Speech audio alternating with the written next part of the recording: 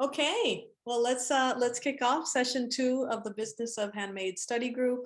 My name is Cynthia Lawson Jaramillo.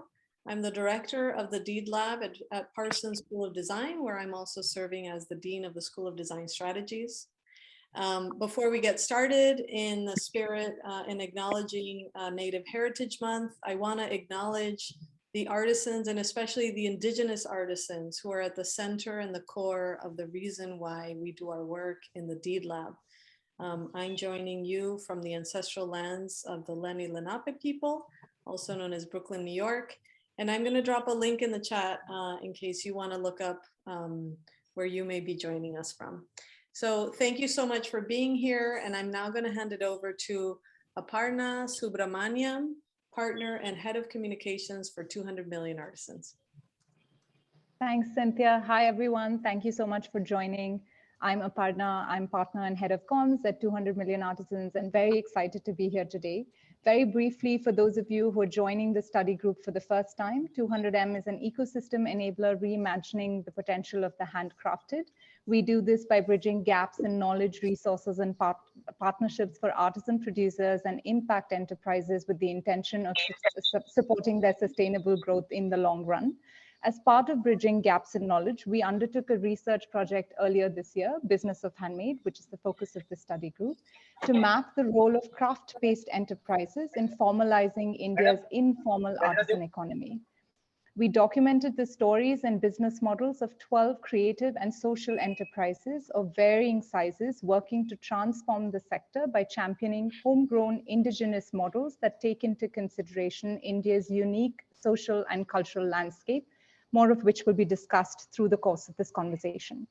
Through the course of our research, we found that craft-based MSMEs inherently have circular business models that have both people and planet-positive impact, and that there is a need for organizations, educational institutions, and funders to recognize and encourage these higher impact models, which are built around the needs of the communities they're working to empower. What do some of these business models look like? How are they protecting the creative and cultural IP of the artisans? Can we find new metrics for success that focus on enough as opposed to more, on sustainable instead of scale? These are some of the questions that this discussion will hope to answer with insights from enterprises we've featured in the Business of Handmade research. We have two of those enterprises joining us today. I'm thrilled to introduce Payal and Yash. Payal Nath is the co-founder of Kadam, and she's spearheading the operations of both Kadam and Kadam Heart. Kadam works towards creating opportunities for the semi-skilled and skilled artisans in natural fibers by providing training and professional support. Kadam Heart acts as a marketplace for trained artisans to sell their products with the continued support of professional infrastructure and incentives. Payal has consistently endeavored to bring in a formal structure to an unorganized handicrafts industry by upscaling vision, skill, and living conditions for the poorest communities of artisans to enable them to aspire to a better quality of life. She has been awarded the Social Entrepreneur of the Year by Amazon Small and Medium Business, Iconic Woman Leader by World Economic Forum, and these are just a few among the many awards she's collected along the way. Yash Ranga is Director of Strategy and Innovation at Pixera Global, as well as advisor to Jaipur Rugs. He was previously the head of Jaipur Rugs Foundation, known world over for its inclusive carpet value chain that links 40,000 grassroots artisans with global markets. Yash has facilitated high-impact strategic partnerships with diverse stakeholders from over 30 countries. He has been a regular speaker at the UN, Social Enterprise World Forum, Fair Trade Forum, Global Engagement Forum, and Nest Global Artisan Summit, and sits on the board of Social Impact Enterprise UK. I'm going to now hand it over to Cynthia to kick off the discussions. Thank you so much, Aparna. So as I said before, please feel free to join in the chat, share what questions you may have. Aparna and I have a set of questions that we've come prepared to kick off the dialogue, but we also want to hear what brings you here, what questions you may have, and if you have any follow-up questions on what you're hearing, please, again, there's no interrupting that is no interrupting today. Everyone is welcome to participate. So I'm going to kick it off by asking my colleague Jen a question that she already started to address in our email exchange preparing for today's session, and would love Jen to share just if you could give us a brief overview of the business models or the various organizational models that you see emerged throughout the research. Yeah, I love the question, and it so connects to other things I've been working on in the last 2 years as well. And I think especially because I have current, former, and future students on the call. So, the question was, what are the business models that we see here in these cases from these amazing organizations? And the quick answer in the sort of Harvard, business model canon is, it seems like there's some e-commerce here, organizing artisans to get to a market. That market could be global. That's the very simple understanding from the 10,000 foot view. But the wonderful cases that have been prepared on the Business of Handmade website get to some really interesting formations, which are organizational models. So, what I'm observing is something that is very connected to a movement that started here in the States around an ownership economy, where we ask the question of what is the size and shape of the organization.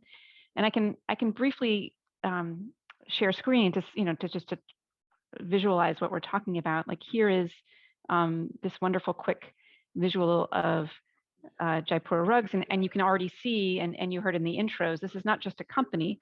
There's a foundation, and it's got some interesting organization and flows of materials, product, people. It isn't just doing it in a standard company structure. And Kadam also, there's a nonprofit organization, there's a for-profit social enterprise.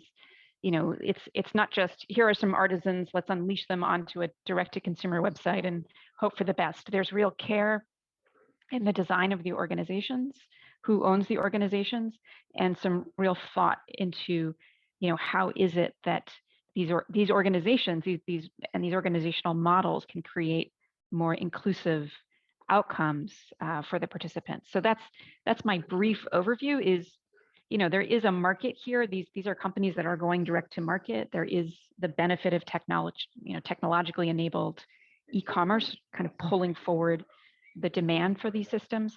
But ultimately, there's extreme care in how these organizations are designed. So I'm then just filled with more questions than I have answers on how these came to be. Please share those questions in a few minutes. That would be great. Yeah.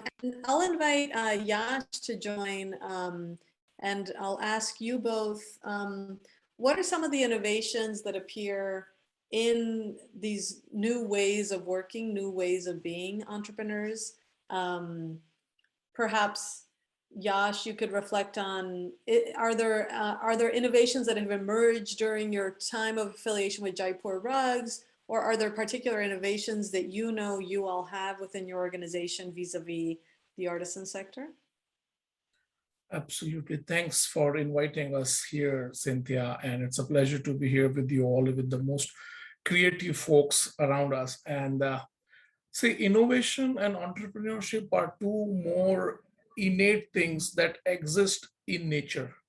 And if we follow the nature, the evolution of nature has led to evolution in entrepreneurship. And with that leadership, entrepreneurial leadership, it has led to the evolution in the innovations within the organizations, within the communities, and especially in our case of creative sector, the innovation always comes from the origin, the source which the business gets started. And in case of Jaipur Rugs, since the day of our inception, our founder realized that for Jaipur Rugs, the main source of innovation is the artisans, is the communities who is responsible for this extraordinary craftsmanship. And if we do not invest in their innate potential, we somehow limit the growth of innovation in this sector. And our sector has been, I would say, not a very impressive sector in its evolution, because we have many challenges and many stories around a lot of child labor, a lot of other ills of unorganized sector. And still, till date, the unfortunate story is that the carpet sector, the artisan sector, has still been majorly unorganized. And I would say the innovation that we did is, and what we led to is, Jaipur Rugs is now known as one of the most organized company in one of the most unorganized sector. And the reason for this organized approach is because the following of the idea of vertical integration.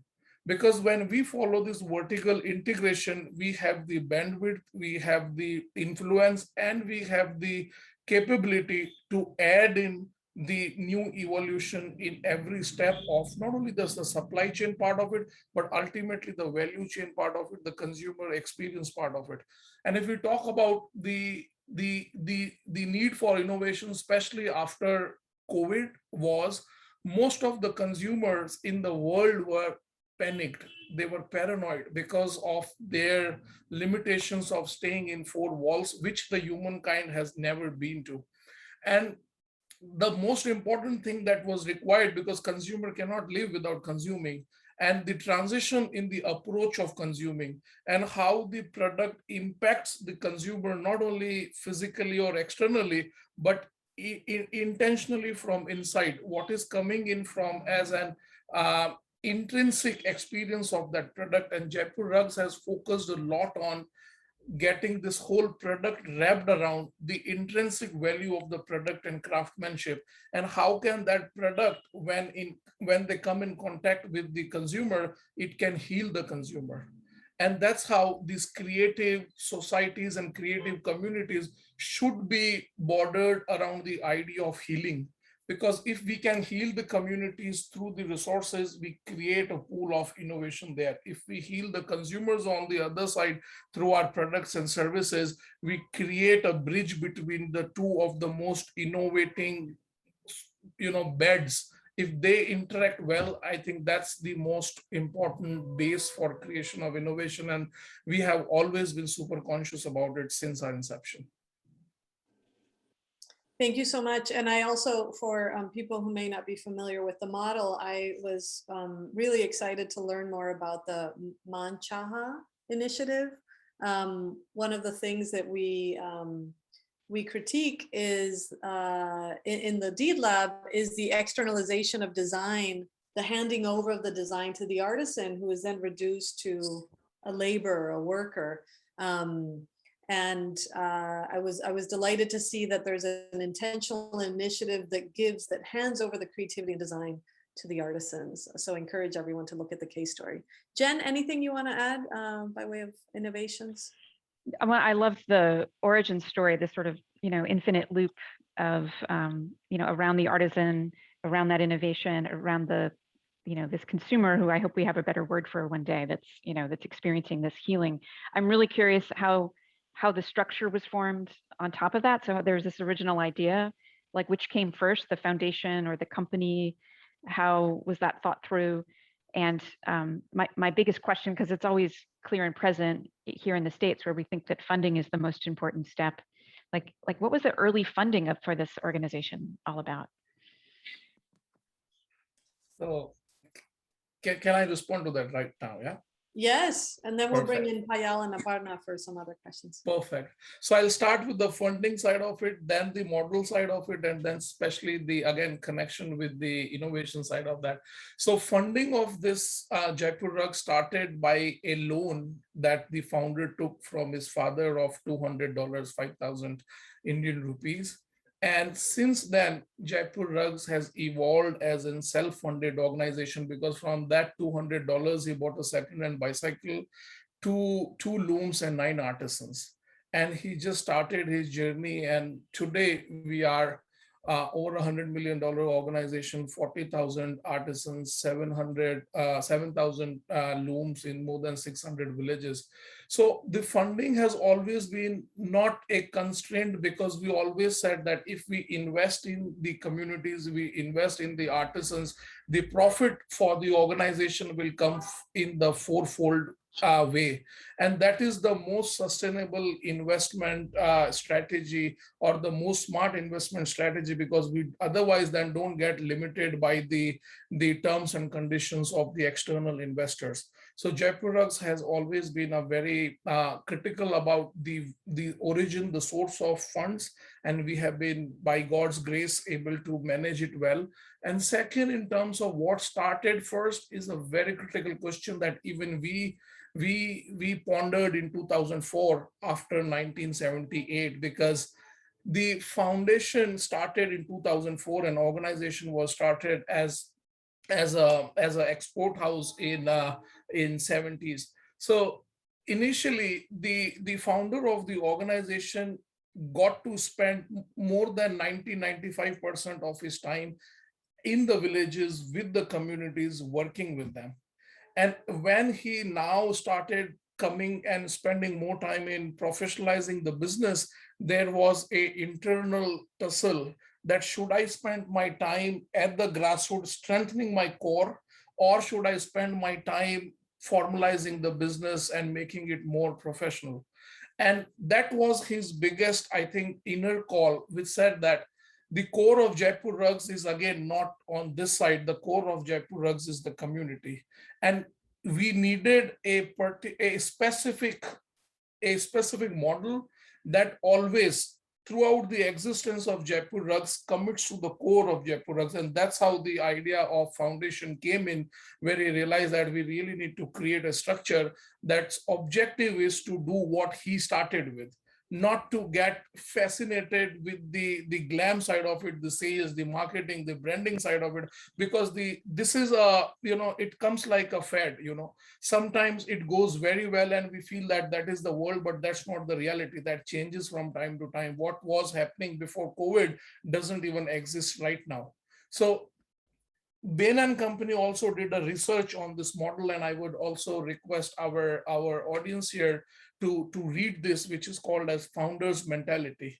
And this founder mentality says that you should invest in finding your core and go deeper and deeper into your core. The moment you reach into the depth of your core, it becomes next to impossible for your closest competitor to compete you. And that's when you don't need to invest your brain, your energy into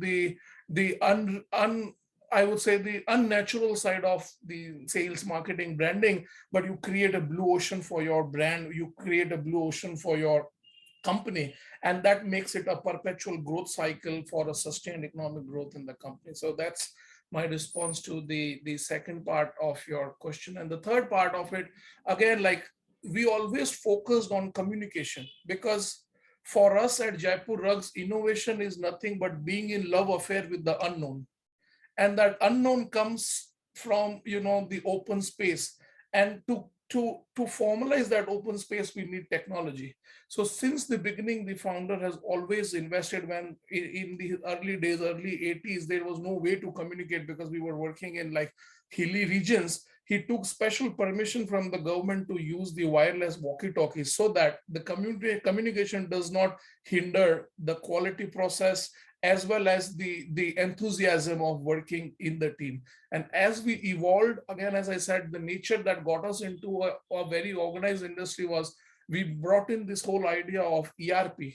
And now we are working on some very high-end technology, that how can our consumer get that experience if in situations like COVID, they are not able to come and visit us in the villages, how can they get the same experience at the doorsteps through our products? So this has been a continuous thing for us, which is majorly around communication. If we invest in that, we evolve as a super innovative organization. And one of the innovative organizations the world knows best is Apple. And the main reason for Apple to be innovative is Apple's ability to communicate within the organization and outside the organization. And that creates the opportunity for the unknown, and that is innovation.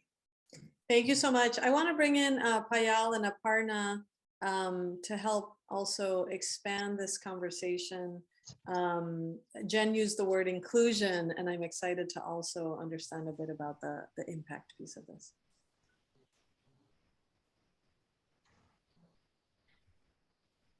Yeah. Hello, everyone.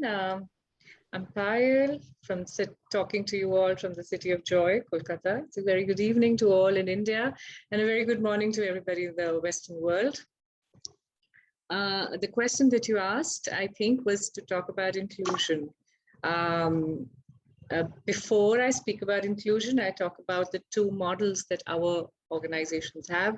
One is Kadam, which is the NGO, which sets up the back-end supply chain of the rural communities that forms the core of working with the artisans. You know, the heart and soul of the organization of this entire Kadam and Kadam Heart lies in Kadam. And then we have Kadam Heart, which is market connect with the, should we say, the front end. And so front end supply chain and back end supply chain. So in terms of inclusion, if you talk about, I mean, it's a very big word, inclusion, and, you know, I mean, with the diverse communities that we work, with the diverse societies that we work, with the diverse, you know, how to say, it's not really class, it's called, there's a huge community bias also that exists in the rural area. There are people who come from four different castes. So that also, when you're working here, this doesn't even get to know the kind of inclusion that happens in making of one product before it reaches their homes. I mean, and that's the beauty, because you have men and women. We'll be making a basket. The blacksmith of the village would be making the frame. The Tarkhan, the carpenter, who's considered from a higher community, would be making the handles for the same basket. The ladies who are considered the lowest scheduled caste and scheduled tribes would be making the basketry, the framework. And one product which you reach and you say, oh, maybe it's a good storage bin or a basket for your towels or something, or your bread has been woven in such an inclusive manner at the back end. And that joy in breaking those barriers while making that product before it reaches you, that joy in breaking the gender bias and the community bias, I think that never even reaches the market. But then I think the whole essence comes through the product when it reaches you. It's not really, you know, sort of communicated in the way that you buy it, because it is inclusive. I don't know if this answers your question, but yes, this is how we work in the rural areas. This is how, whether it's interesting because we work in 4 states, and all 4 states have different basketry, different raw materials that grow, different, how to say, social parameters, different kinds of biases that exist in the communities, and different kinds of innovations and you know, how to say, different kinds of problems and different kinds of solutions that come from within those community, you know, various communities that we work with. So if this answers your question, or would you like to know some more, you can ask me, because I'll be happy to share more. Actually, Payal, what I really loved about Kadam is, you know, how you defined it as a trust-based model that you have at Kadam, that even after you've empowered your artisans, because they love working with you and they trust the organization so much, that even if people have reached out to them directly, they've redirected them to come through Kadam, right? So in terms of creating that sort of model where there's such a deep amount of trust with the communities that you work with, which is really a barrier that we found, which is something that even Yash has alluded to when we spoke to him for Jaipur Rugs, about how much time it took to build that sort of bond with the communities to establish that trust. Kadam has a trust-based model, and Jaipur Rugs has a bottom-up doorstep entrepreneurship model, both of which are really unique to the areas, the geographies, and the communities that you're working in. How would you say that these sort of indigenous models, which have been built taking into consideration the community's best interests, have benefited the artisans, and as an extension, the companies and the enterprises themselves? we can start with you, Payal, and then Yash can chime in. You see, when we enter any area which is chosen by the communities choose us, or an agency chooses us to be with the communities.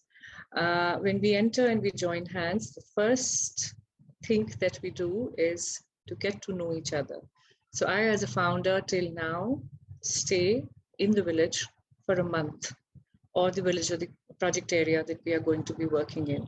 And it's only when you break that barrier that we are somebody from a city and you are somebody from, you are the makers, we are the teachers, you know, a kind of a hierarchy. If you break that, we eat what they eat, we sleep the way they sleep, that brings in a kind of trust already that these people are here to work with us as one, as a team. I think that is the starting point.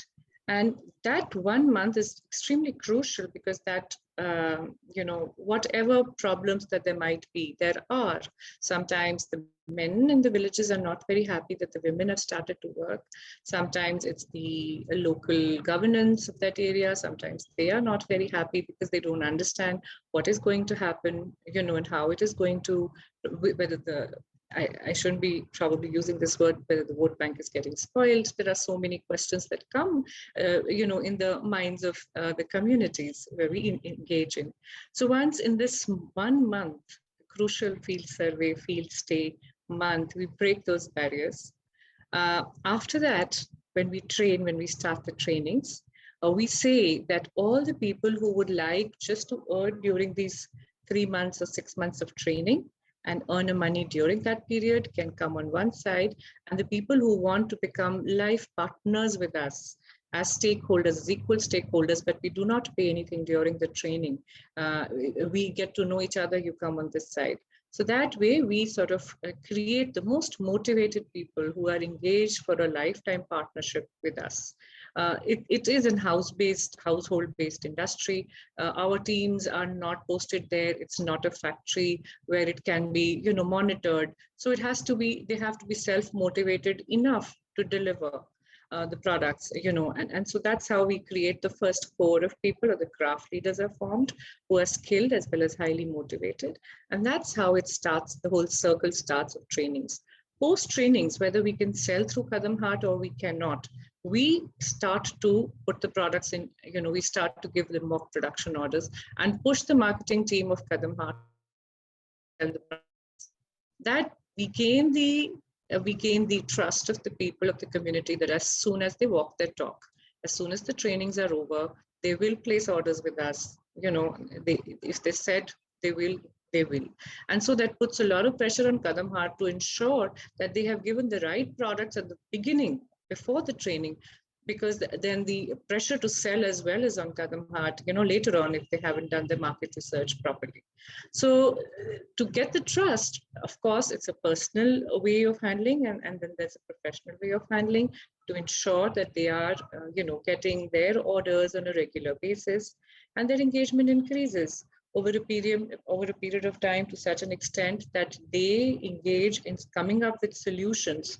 You know, after a couple, 3-4 years, they start to talk about what kind of technology would they need to improve that particular product further. You know, they start to think, there's a sense of ownership to the whole. That is the first way. And the second way, what we do, which is very interesting, is that we work on an incentive.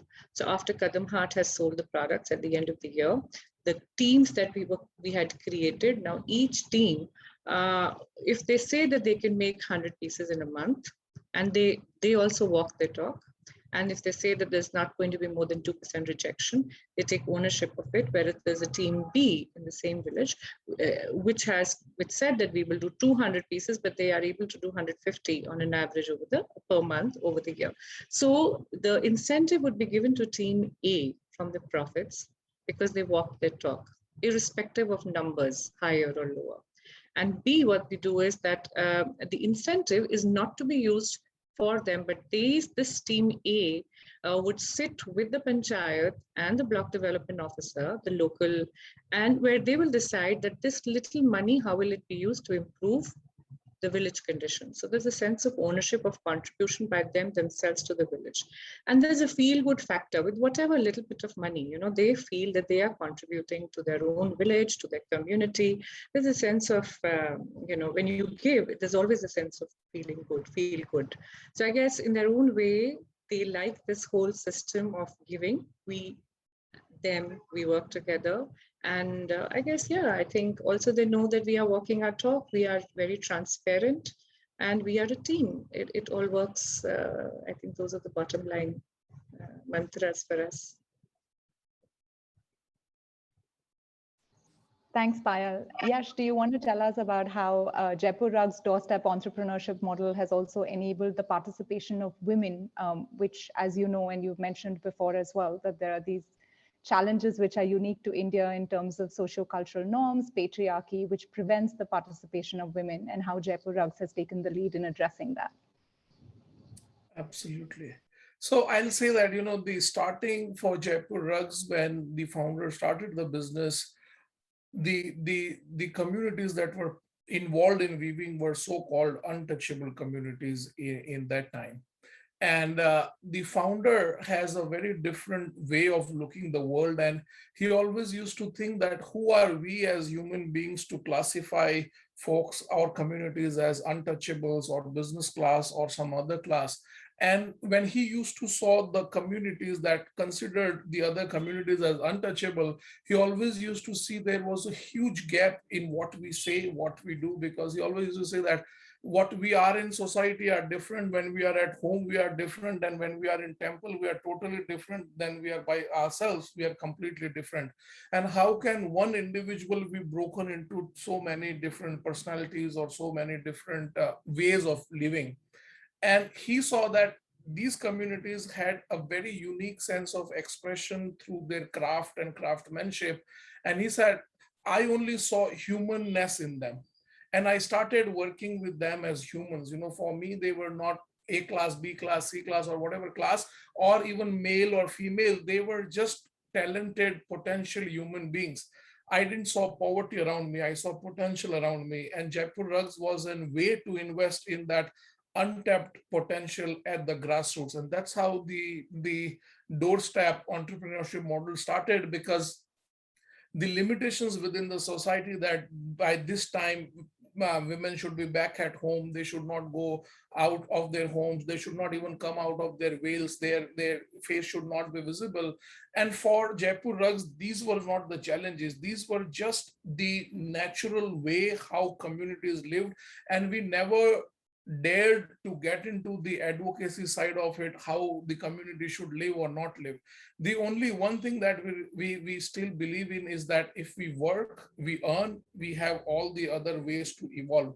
And that's why Jaipur Rugs focused on this inclusive socio-economic transformation model, because we believe that just giving them economic independence is not sufficient, because our examples were women used to do the work, money was going to their husband's account or somebody else's account. If they were not allowed to have their own bank account, and if they used to get the money in cash at that time, men used to come, snatch the money, use that money for his own recreation.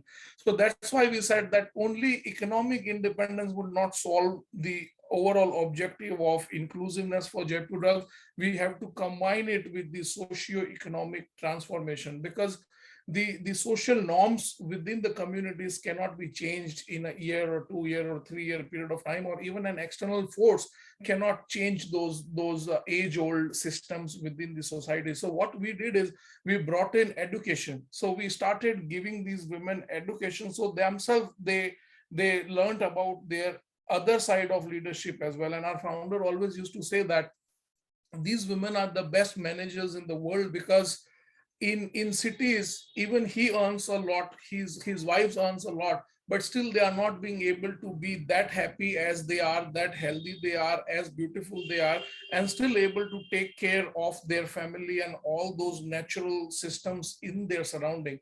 So he saw that as an entrepreneurial innate spirit in these women. And then he's invested in that by bringing in a lot of grassroots leadership.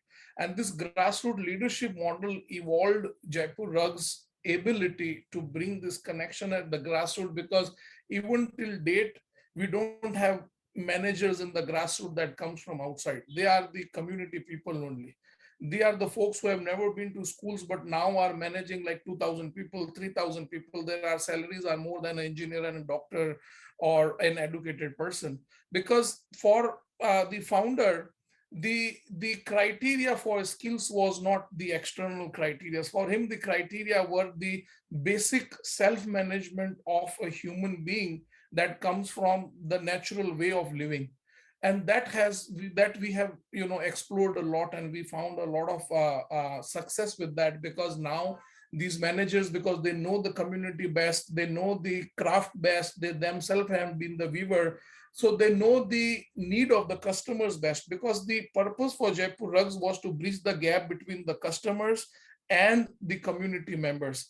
And Jaipur Rugs was just facilitating this conversation, this exchange between them. The narrower the gap, the more transformational the impact is of the organization, economic terms, impact terms, as well as the social transformation terms.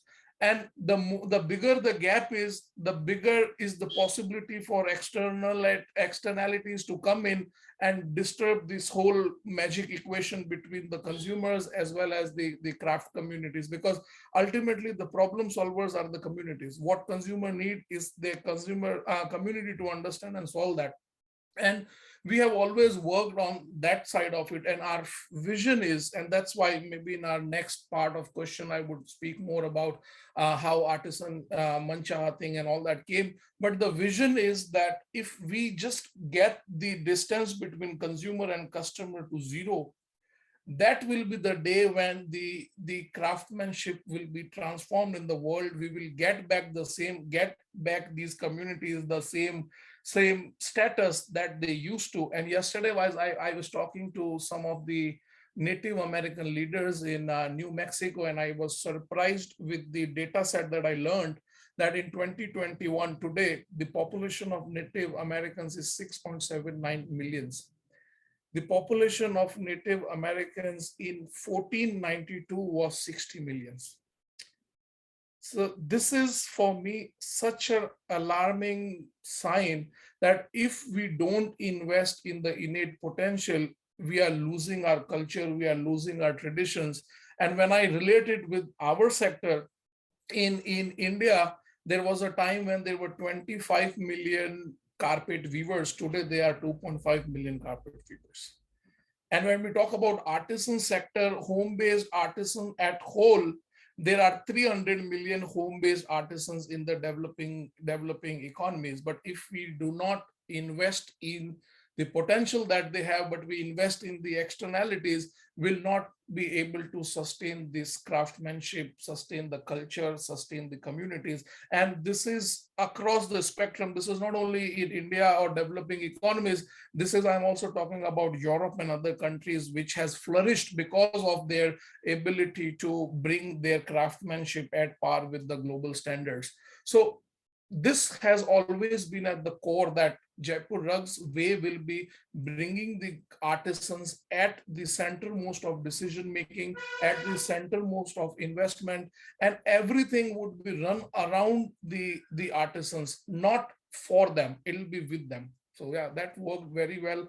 And that is, I think, the need for the coming future, because even in the other large corporation, Fortune 100, the large CEOs are now talking about working with the communities. They don't anymore say that we do our business in our community and then with whatever corporate citizenship or CSR we do for communities. It doesn't work anymore.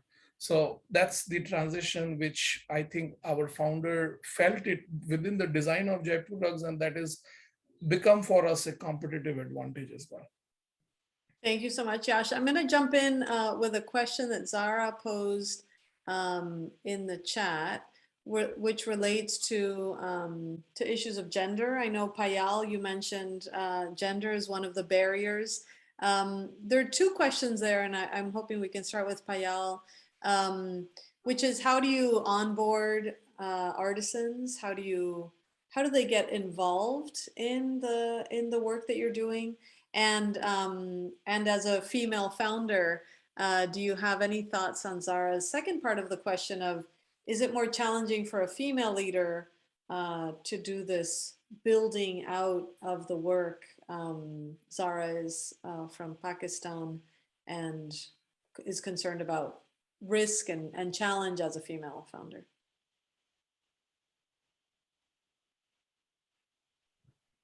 Thank you, Zara, for the questions. I'd love talking about stories, and within stories are the hidden answers. I'll tell you a little incident about Orissa, where we worked. Now, there in a community which the male members would tell the women when we were doing the trainings, "Tum ghar to aao, tumhara gosht bana ke khayenge." Which is a very harsh statement to say, that when you come back, because you are away from home for such long hours, but 6 hours in the afternoon, you come back and we're going to cook you for a meal, something like that. So very strong statements for women. So it was hard, it wasn't easy. But when they see a lady, when they see a lady sitting there, and they see that I've left my daughter behind and my husband behind at home, and I'm sitting here with them and working with them, that gives them a hope. So that's, I think, one of the advantages of being I felt as a woman founder, to be present, and give hope to the other women who were there, who could see a role model. Because when we spoke, the way we ate, the way we did, there was no difference. I would hire a tailor. I don't know if you know a tailor, like a cycle with a little board at the back, and then I would use that for transport from where I was staying to go to the village every day initially, with all the training materials. And so it was an advantage in that regard for the women, but it was not easy. What happened on one of the occasions, when the local leader, a male leader, he reached to where I was staying in the evening, and he said that you go back because you're spoiling the women in our village. Now I'm talking about 15 years ago. Now times have changed drastically, but the time when we started this project. So this, I had to go and tell the ladies that we will have to go back, and we come back and we restart this movement when it is conducive. When they asked them what had happened, I said that 24 ladies, and I don't know from where, more than 400 ladies were gathered. So they had the strength within them, but unleashed that strength, seeing that there is, I don't know from where they got the strength to go to the local political leader's house, I don't know how to say it in English, but gherao, the circle around the entire area. And they sat there and they said that, no, this training will continue and we don't want, and he had to give in, he did give in. So the fact is that, to how do you, if you know that there's no difference, if you can be a role model, if you can help, if as a founder, if we could help for them to feel that you could be a founder of a movement within your own village as well. If we can do it, you can also do it. Kind of problems that you have, we also have a different set of problems, but we do also have it. And they would get support from there. And I think that kind of helped, for the communities to stand up, seeing a woman. But coming back to, getting, how to say, the panchayat sometimes, especially in the northern region, it was tougher, I would say, of work way back. But now, as a founder and as a leader, we have a lot of field managers as ladies, all the craft managers in our rural communities, 85% of them are women beneficiaries, and about 70% of them are leaders, craft leaders are ladies. So things are different now. And I think the movement that is in favor of women, in favor of, how to say, not really in favor of women, but in favor of equality, irrespective of gender. I think it's all beautiful. I think we're heading in the right direction. Somehow I'm happy that we have crossed that in the back and carried forward the learnings from there. I wonder about women leaders managing male craftsmen, though, if you have any input on that, like especially, I guess, for the rugs. because a lot of, I mean, the industry is like both women and men are also working. So I wonder if you have any opinions on that. And also about, I noticed that you mentioned like putting yourself in the perspective of someone who has a daughter and a wife. I wonder if there's also space for independent women like nowadays. Like what if a single woman was to go and do that sort of stuff? Because that's more of what my fears are, I guess. I like to answer that question of a single woman. Our designer, a product designer, was a single girl recently when she went to the village and she was posted for 3 years in the cluster. The people, the communities formed such a bond with her, so they said, do not go back. We look for a boy for you to marry and stay here. Yash, do you want to address this somewhat briefly, and then we'll bring in Jen Absolutely. for some final questions. So Zara, I'll start with one thing which is very critical for individual as a leader, as an entrepreneur, as even as a human being. So what I say is, and we have learned it from our experience and a lot of examples that we have felt, is that magic is shift in perception from fear to love. And how do I now relate it with your point is that somebody asked us that we have been working in these communities for 40 years and we work with women. And even, you know, like in India, where we work, we have to take permission of the men even to talk to the women. How did we manage to create this family of 40,000 artisans among us? And to be honest with you, we never had to take a permission because in the communities, everything they say is written here. If here is love, you will always get a magical response from the community. And if here they see fear, you will always be worried about safety, security, success, and what other the external factors, because they are all human beings. If we engage with them as human beings, because we worked in the tribal areas also, and we were also worried because tribal area don't invite or entertain people from outside. And one of our supporters and one of our guide said that the only one thing in this world is missing is love. If you give them love, they will be your family. And Jaipur Rugs has always lived this whole journey on love and compassion. And we have never faced any of these examples because the founder has 3 daughters. All of them are in the rug industry, and the eldest daughter is one of the first women CEO in the rug industry. And he always said that I never see them as a girl or boy because they have the same, even boys are more spoiled in the communities where we come from. But the girls have that innate potential, and he always believed in that. And I think that has made Jaipur Rugs not only a case study, but more than that, it's a lifestyle. So I would only say you, if you make your work, your lifestyle, your purpose, it'll always go and get you what you are envisioning as a future for them.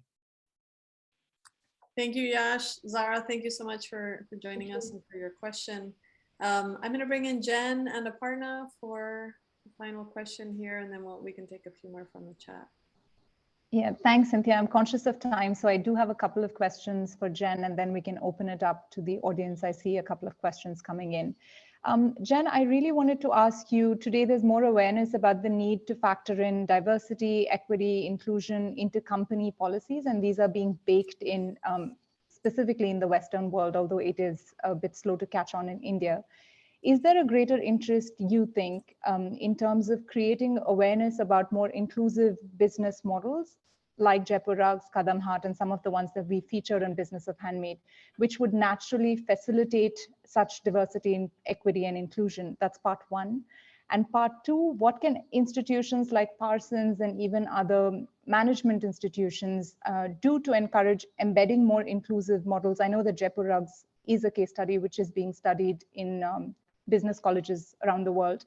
But what can institutions do to encourage embedding more such inclusive models so that this becomes the norm going forward as we focus on building an economy which focuses on more sustainable growth?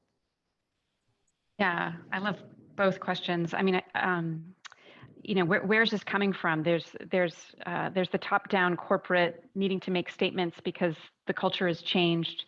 We have this global systemic awareness of inequity, inequality globally, locally. And so there is a very top-down first steps to try to describe what inclusion looks like through the lens of corporate structures. But what we see here with these organizations is they're again not set up with the same ownership expectations of a large corporate or even a venture-backed fast growth startup. From the origin stories of both companies, there was care and thought built into the structure and the capital expectations of how fast and how global these organizations needed to be, and real promise in the way these organizations are designed to deliver inclusion, not just in promise or in public statements, but in the way the capital flows and the way the love flows around these organizations. So, you know, I see it very similarly to movements here in the States around inclusive capital, the Zebras Unite movement, to say, let's, you know, we can rebuild this, but we have to ask really big questions about the default ways we do things, the capital that's already there, the structures that they tell us to work in, and let's be creative around how we design these organizations. So that's where I see the greatest fertile opportunity for inclusive business modeling, is in those that want to kind of weave a fabric of like-minded organizations together that are all built in the way that we've heard today from Yash and Payal. And then how can organizations like Parsons support? I mean, those Business of Handmade case studies are beautiful. They look and feel very differently than Harvard Business Case Study. So there's that example of making sure that students know. We particularly have a very international student body. I see many students from India on this call today that are students at Parsons, other students from China and other parts of the world as well. And so I think, you know, institutions like ours have a special place to be inclusive in the way that we can ask this question in multiple contexts and multiple geographies, and share these stories and really center these new ways of working that do operate very differently from standard entrepreneurship curriculum, and you know, even in social impact sectors, you know, very different questions you ask at the beginning, very different rules of engagement. And so, you know, the best thing that we can do is symposiums like this, and to help share these stories. Thanks, Jen. Cynthia, should we start taking some questions from the audience? We're almost at time. Yeah, absolutely. Yeah.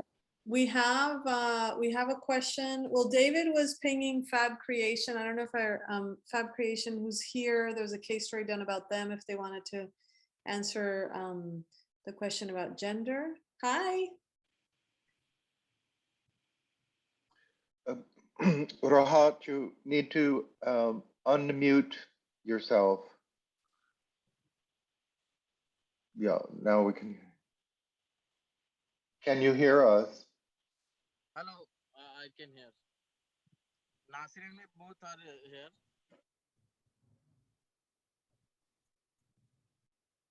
Hi, Rahat. Hi, Nasir. So,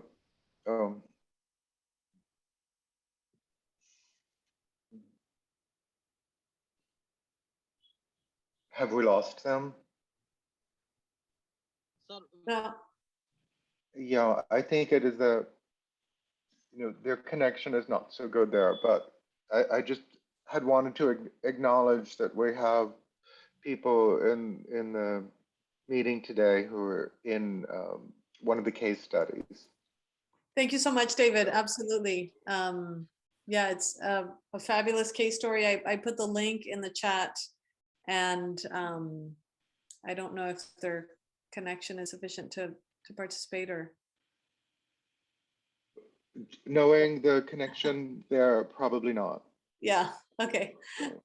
Well, we really appreciate you all being here. There was one question in the chat from Shweta about social media, and didn't know, maybe Yash, if you wanted to respond to that one. Sure. So I would say, like, social media is one of the fastest, easiest, cheapest way of communication. So I think it is not a challenge. It is a big boon for the way we share our stories, we share our emotions, we connect the community with the customers, we connect the community with the world, and we create these connections beyond borders. So I think if we the way we look at the social media or the way we look at technology is completely the dependence or completely the denomination of the fact that what role your organization wants to take to communicate your products, your services, your story, and through what channels. So I think we should always support communication in any form, and that is the only way forward for us to become a global village in the world and get back to our roots. Thank you, Yash. Any other questions before we wrap up? We are recording these sessions. I'm getting questions about the recording. We'll be sharing the one from last week soon. And we'll have this one as well shortly in a couple of weeks. Anyone want to take the last question? Aparna, did you want? Oh, Eureka, I see your hand. Hi. I was just wondering, this is a conversation that Shambhavi, a classmate of mine, and I were having the other day. And while this is a very concentrated group of people who understand the value and have worked on ground with artisanal communities, we were just wondering, because on the consumer end, even with name brands, I've faced this a lot of times. Like people would walk in or contact you and say, why are these products so expensive? Or they don't really grasp the value of handmade or what is craftsmanship and the traditional knowledge that goes with it. And this is across individuals as well as big brands. So I'm just wondering, while we understand the need of that and why we value it so much, how do we translate this to people who are completely unaware or disconnected from that culture?